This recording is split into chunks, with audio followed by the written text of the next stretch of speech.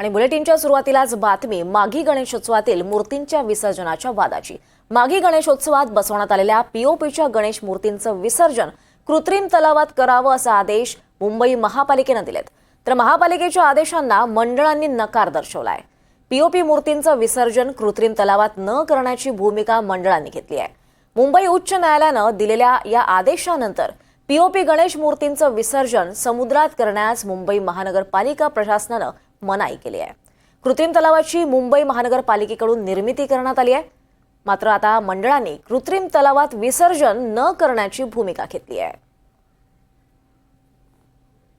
यावेळी मी कांदिवली श्री माघी गणेशोत्सव मंडळात उभा आहे आणि इथले पदाधिकारी आपल्यासोबत आहेत। आपण त्यांच्याशी बातचीत करतोय। मला सांगा, 26 तारखेपासून हा माघी गणेशोत्सव सुरू झाला आणि त्यानंतर एक उच्च न्यायालयाचे निर्देश आले, त्यानुसार आता महानगरपालिका प्रशासन जे आहे ते ज्या माघीमध्ये ज्या गणेश मूर्ती पीओपीच्या विराजमान झालेल्या आहेत त्यांचं विसर्जन जे कृत्रिम जलस्रोत आहे तिथे करून देत नाहीयेत। आज तुम्ही विसर्जन करताय बाप्पाचं, कसं नियोजन असणार आहे आणि तुमची आता या सगळ्यावरती प्रशासनाने जी भूमिका घेतली आहे त्यावरती तुमचं म्हणणं काय? बरोबर, बघा, सर्वप्रथम असं आहे की 26 जानेवारी 2025ला आम्ही गणपतीचा आगमन खूप थाटामाटाने इकडे केलं धानुकरवाडी आवीनगरमध्ये। लास्ट 13 वर्षापासून ही पारंपरिक चालू आहे। दुसरी गोष्ट अशी आहे की जेव्हा 30 तारखेला ऑनरेबल बॉम्बे हायकोर्टाने एक ऑर्डर पास केली, त्याच्यामध्ये 1 तारखेला आम्हाला पोलिसांकडून नोटीस रिसीव्ह झाला आणि पोलिसांचं म्हणणं तसं होता की आता हे गणपती विसर्जन करायचं नाही। मग आमचा पुढे हे सवाल आला की गणपती विसर्जन करायचा नाही म्हणजे मग करायचा का?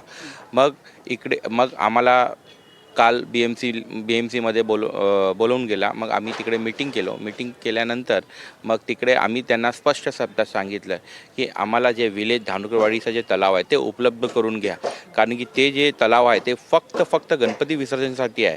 पण जे BMCचे जे DMC होती त्यांनी सांगितलं की आम्ही ते करू शकत नाही, कारण की आम्हाला काही स्पेसिफिक तसं ऑर्डर नाही आहे आणि आम्हाला कोर्टाची ऑर्डर मान्य करावी लागेल। पोलिसांकडून तुम्हाला काही नोटीस आली? पोलिसांकडून नोटीस आली, जी 1 तारखेला आली ती कोर्टाची नोटीस होती, तीच आहे। आता त्यानंतर पुन्हा काही चर्चा झाल्यात का? पोलीस महानगरपालिका म्हणजे ऑफिसमध्ये आमची चर्चा झाली।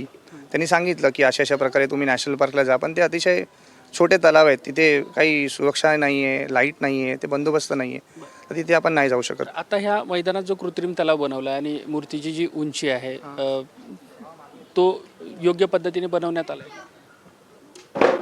तो आहे 15 फूट असं म्हणता येते की 15 फूट आहे, पण ते जे तिथे विसर्जन होणार ते आम्हाला मान्य नाही। ज्या हिशोबाने तिथे विसर्जन होणार ते आम्हाला मान्य नाही।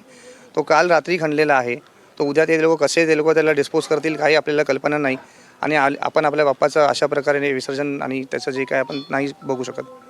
ठीक, धन्यवाद ही सगळी बातचीत केल्याबद्दल। व्हिडिओ जर्नलिस्ट गौरव नाईकसह मी देवेंद्र कोलटकर, NDTV मराठी, मुंबई।